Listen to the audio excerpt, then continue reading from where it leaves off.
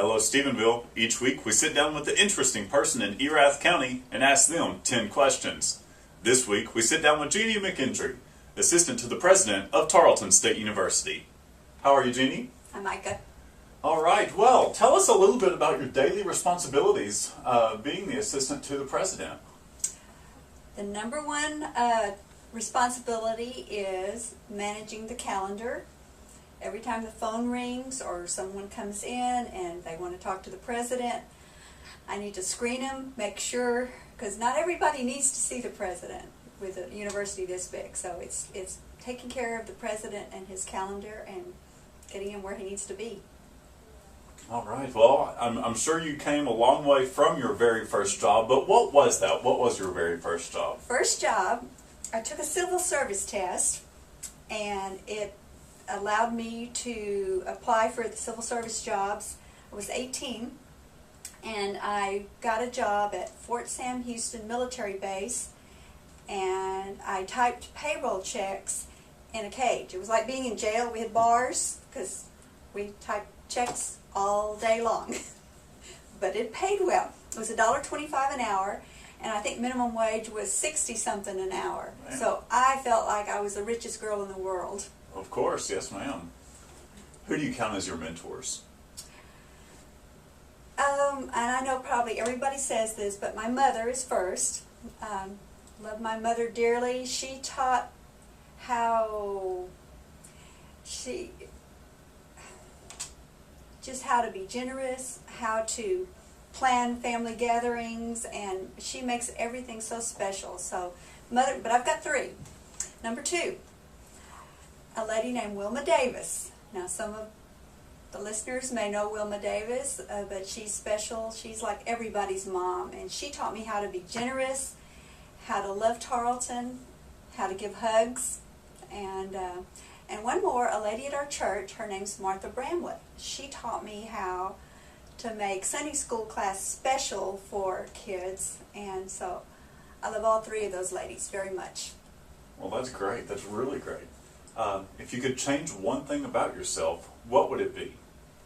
This was the toughest question. Not that there's not a lot.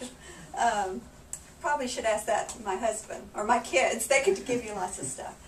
And maybe it's because I plan everything. And in my life, I plan and I organize and I plan, and I wish I could just let go and do things more spontaneously. Like, oh, let's go to the show tonight. No, I have to have that plan 3 weeks ahead, or I just want to not be such a planner.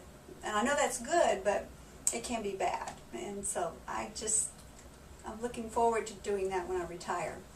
Incidentally, that's one thing that I do all the time as well, is plan everything. And if something's just not in line, you don't do it, and it doesn't happen. You have to know how to dance, you know, and you jog left and jog right, and but if you've got all this stuff, everything lined out, and something goes wrong, you just got to let go and take a different turn. Mm-hmm. All right, in your position at Tarleton, what do you consider the greatest opportunity? Oh, goodness. Tarleton, and not only me, everybody works here in my family, but since I've been here, the small town that we live in, which I love dearly, but to have a university and have the arts here, the theatrical productions, the musicals we have, I think it's such an advantage that maybe the city of Stephenville maybe takes for granted, but I don't. I've always known when we came here and to take my two little girls to a play, children's theater, I said, I've got the best of both worlds. I just love it. And so that's something wonderful here. All right. On the flip side of that, what do you consider the greatest challenge?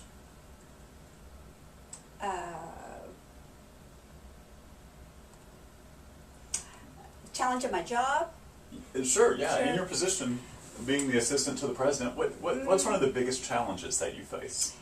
Making sure that he gets to the right place at the right time with the right background information, because you cannot believe how many places this man is. And sometimes he'll be at 3 luncheons the same day, literally say hi at one and eat at one and leave early and go to the next one and address different groups.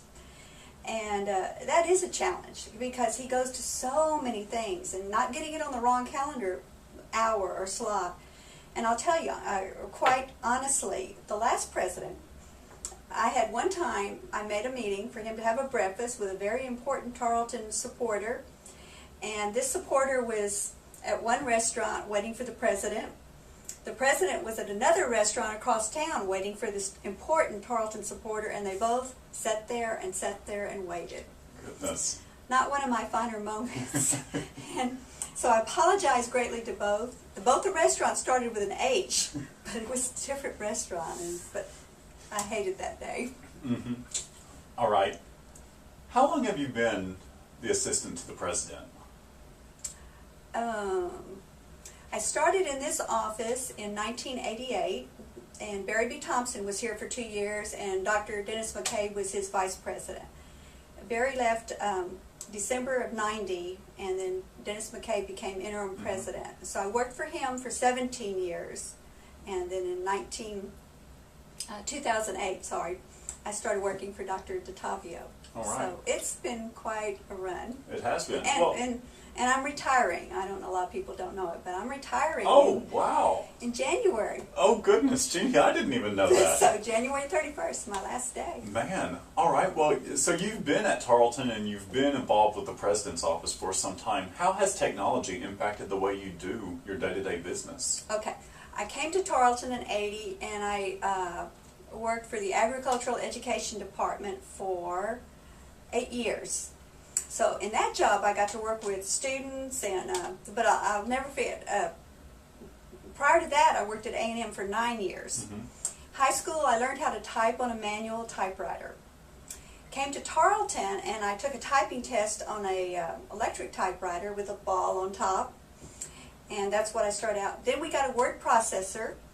Came up to the president's office, and Dr. McCabe said, "Jeannie, we need to get you a computer."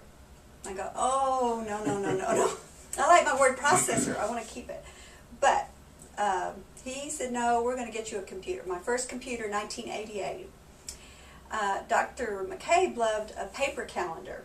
We didn't quite make the change, and he was about to leave, and so we just stayed paper. Dr. DeTavio, now that was a transition for me, but it was wonderful once I learned how to do it. Much more efficient, I think. I wore out a eraser changing appointments. So going to an electronic calendar in what I do was amazing. It's wonderful. Of course, and I'm sure you stay connected both on the phone and in the computer. And it's updated instantly. He checks his calendar on his BlackBerry, and with his kind of schedule, it's just, that's how we exist. Mm-hmm. All right. Well, tell us something about yourself that most people don't know. This one's kind of funny. A few years ago, we went to Branson, Missouri, and they called people to the stage that were wearing red, and I was wearing a red sweater. It was close to Christmas, and I got to sing on the stage with Larry Gatlin and the Gatlin Brothers and Pam Tillis. Wow! Except I can't sing, so I was belting it out, and then Larry Gatlin said, "Oh, honey, honey, honey. How did that come out of your sweet little mouth?" He said, "Let's put Pam behind you, and I'll let you sing, but don't let anything come out. You just mouth those words." So that's the way we sang on stage. How funny. All right, and if you could have a different career other than what you're doing today, what would it be? You know, I think that's easy. I would want something where I do not sit at a desk all day. I love to move. I would love a job outside all the time. I would be a park tour guide. I don't know, anything outside.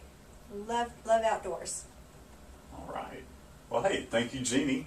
And thank you, Stephenville. Be sure to check back to Empire-Tribune.com frequently to see who we'll sit down with next for 10 questions.